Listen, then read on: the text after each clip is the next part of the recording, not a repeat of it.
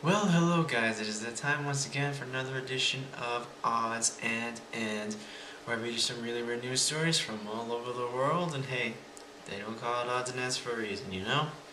Yes, I know I am very late, as always, but this one has an excuse behind it, so watch the vlog, it'll explain everything. That's all I gotta say. So, I'm sure you guys are really anxious to hear these stories, and I have them here, so without further ado, let's get going. Our first story comes out of New York, where authorities in Long Island's Nassau County are investigating how confidential police documents ended up shredded as confetti and used in the Macy's Thanksgiving Day Parade. Manhattan attorney Saul Finkelstein told reporters he and his college-age son, Ethan, noticed the confetti raining down on them while watching the famous parade at 65th and Central Park West. According to a report on New York's WPIX-TV, the papers contain perfectly legible, quote, social security numbers and banking information for police employees, some of whom are undercover officers. There were also shreds of police reports and references to presidential candidate Mitt Romney's motorcade, most likely from his visit to Long Island's Hofstra University in October. I'm probably pronouncing that wrong, I'm so sorry. Finkelstein took home about 30 pieces of the confetti and turned it over to Long Island detectives. According to reports, the documents were shred horizontally instead of vertically, making the rows of type easy to read. Sources told WPIX on November 26 that a police investigation led to an employee who'd taken the shreds to throw during the parade. That employee may face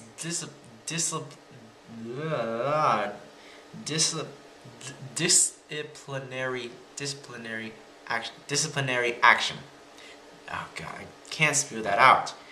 Disciplinary action. There we go. Meanwhile, the department is reconsidering its document destruction protocol. Disciplinary. There we go. I'm not even gonna start saying that because my mind is just. But anyways, why do you shred documents to make confetti when you know that it contains police information, private people's information, bank account numbers, social security numbers?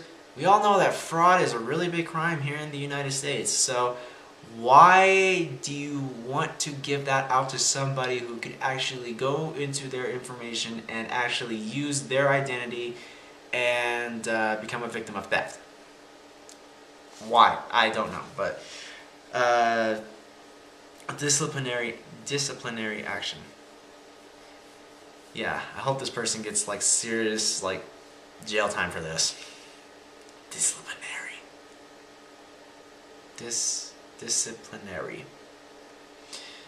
Okay, I'm gonna stop saying that word. So let's move on. Our next story also comes out of New York, where a student at New York University accidentally set off what is described as the, quote, reply all-pocalypse. After accidentally discovering that hitting, quote, reply all to the university's listserv emails does exactly as advertised. As reported in the NYU local campus newspaper, sophomore Max Weislitter,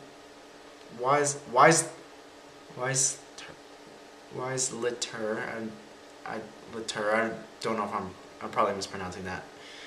Got an email on Monday, November 26th, hence the reference to the Macy's Day Parade with all the documents. But aside from that, about filing paperless forms with the school's Busar.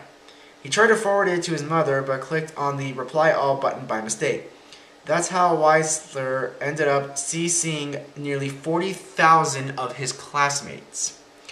Once students realized that they could send emails to every one of their classmates at once, Weisler's message set off a chain reaction of reply alls. Some students sent jokes, some sent greetings, others sent quotes. One mass emailed a photograph of Nicolas Cage. According to NYU locals, Ben Zweig, the reply all apocalypse happened because several NYU departments still rely on a, quote, older discussion-based list manager program. Mailboxes around campus were swamped with a tidal wave of emails until Tuesday, when the school realized the error and deleted the account. So, reply all apocalypse. You reply all 40,000 of your classmates. Should have double checked that before you send to make sure that this didn't happen though, but I mean, I honestly don't really have to say much about this though, but I mean, if somebody was going to send a reply all to all of your college classmates or whatever, obviously I would thinking it's a joke and a prank or something. I don't know though, but looks like they didn't take it too bad or anything like that. So yeah, not really much to say. Moving on, our next story comes out of Florida, where an alleged drug dealer in Lakeland confessed to trafficking methamphetamine, then flushed his confession down the toilet. According to the Ledger, 30-year-old Patrick Townshend was pulled over on Saturday, November 23rd by Polk County deputies and was found to have 32.4 grams of methamphetamine in his underwear. Deputies say Townshend was taken back to the sheriff's department where he confessed to being a drug dealer and told the detective that he usually traffics in, quote, much larger quantities. The detective taped the conversation on a recording device, which he left on his desk. At some point, authorities say Townshend snatched the recorder and hid it in his armpit. He asked to go to the bathroom, where he flushed the recorder and his confession down the toilet. An arrest affidavit says when the detective looked for his recorder, Townshend told the officer, quote, "Tighten up on your job, homie." Not that his actions did him much good. Now he's charged with destruction of evidence in addition to meth trafficking. Dude, why would you flush your confession down the toilet? You think it's really going to do you any good when they have surveillance around the station and you are charged with 32.4 grams of methamphetamine in your underwear? How the hell did you manage to do that without messing up your junk? That's what I want to know, but Jesus Christ, man. The lengths that some people go to. Hey, yeah, man. I don't understand why people do this. They say they admit, at least he admit that he had drugs, okay? But it's still not going to do you any good. I mean, you're still going to get charged with meth trafficking and on top of that, destruction of evidence. Because you decided, oh, I'm just going to flush down the toilet and hopefully they won't get anything out of this. I'm just going to let me go for letting me go because they couldn't find anything on me. Really, dude? You're not going to get away with anything. And moving on, our next story also comes out of Florida. It's kind of weird. The Florida Sun-Sentinel reports a man who was pulled over for an alleged window tint violations was going to be let go until he pissed on the officer who pulled him over. Roger Alvin Henderson was stopped by an Alachua County Sheriff's deputy because the window tint looked too dark. After stepping out of his vehicle, Henderson told the deputy he had to urinate, but according to police, the deputy didn't hear him. Instead, the officer walked over to speak to Henderson's mother, who was in the passenger seat. Henderson, apparently unwilling to wait, wandered over to the officer's patrol car, as captured squarely on the dash cam of the officer's vehicle. Henderson undid his pants and took a whiz on the hood. The officer told Henderson's mother that the window tint was actually in compliance with the law and then turned around to inform Henderson. That's when he noticed the fresh puddle under the front bumper and arrested the man for indecent exposure. Dude, you've got to be utterly stupid to actually get out of your car while there's a police officer, piss on his car, turns around and he finds out you're the only one who did it because your passenger, aka your mother, was there the whole time, yet you were like MIA, and then you turn around and he's walking back and then he notices, the puddle of pee. You're in trouble, dude, for indecent exposure. Stupid. stupid. Just people are stupid. Swear to God, man. Swear to God. And moving on to our final story, which comes out of California. Sorry, I just had to get that out. But it comes from California, where a heating, ventilation, and air conditioning company in Sacramento, hey, much love. And it's because I have family in Sacramento, but so aside from that, says employees found real buried treasure hidden in the floor of an old house during a routine installation.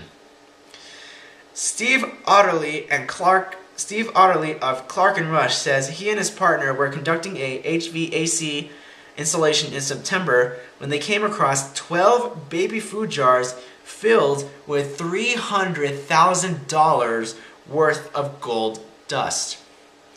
The jars were found beneath a floor grill.